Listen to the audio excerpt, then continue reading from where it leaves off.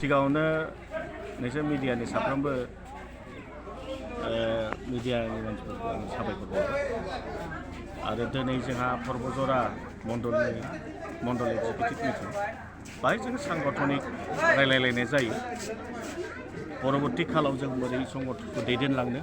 आरो संगठनखौ मजबुत खालामनायनि सायाव रायलायनाय जायो जोंनि एक बोसोराव जा मावदों बिनि सायाव आल'सना ओमफ्राय जोंनि लक्ष्य उद्देश्य पार्टिनि संगठन बेखिनिखौ रायलायनाय जायो आरो मजबुत खालामना जोङो फैगौ इलेक्सनाव दा जोंहा 26आव लकसभा दं MP इलेक्सन 25आव जोंहा BTC इलेक्सन दं आरो 26आवबो जोंहा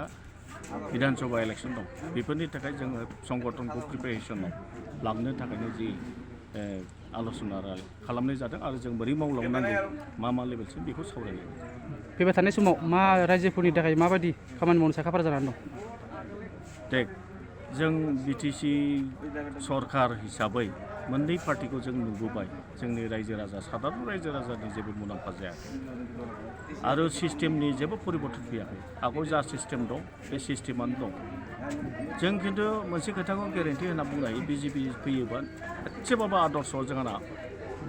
चेन्ज जागोन आरो जों दा माखासे सेलेक्सनफ्राव जों नुनो मोनो बे उमुक पार्टि तुमुक पार्टि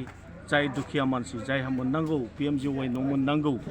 जायहा न'आनो गैजा रोङा बिसोरबो डिप्रेभ जानाङो बेबादि मेन्टेलिटिनि जों राजनिति बाहाय सोलिगासिनो दं खिन्थु बे जोंनि समाजनि थाखाय थिग नङा जोंनि समाजा जुदि डेभेलप जानांगौ उन्नति जानांगौबा जोंनि राजनैतिक दलफोरनि बेनिफिसियारि सेलेक्सननि नेटआ थिग जानांगौ जोङो दुखिया हिसाबै लानांगौ बाहाय खुनु पार्टि फिलिंसआव लानो नाङा बेबादि आइडिय'लजिखौ जोङो दस्रायाव मोनाखै एकमात्र जों BJPनि दारैसो बे सम्भब जों आसा खालामो नैबे बतझरआ मोनसे गोग्लैसोनाय जायगा बिनि बागै नोंथांमोननि पार्टिया बाव देरहायोबा माबाफोर मावनो थाखाय थिरांथा लागोन निस्सय रिसेन्टलि दा रेलवे डिपार्टमेन्टनिफ्राय माने वर्ल्ड क्लास रेलवे स्टेशननि थाखाय गौरिपुरखौ लानाय जादों रुपसिबोथ' लाखाबायानो रुपसि एयारपर्टआबो बाहायनो जाबाय आरो नै दाख्लैसो एजुकेसन डिपार्टमेन्टनिफ्राय मोनसे हस्टेलनि थाखाय 1 करोड़ टाका होदों जोंहा बहुत माने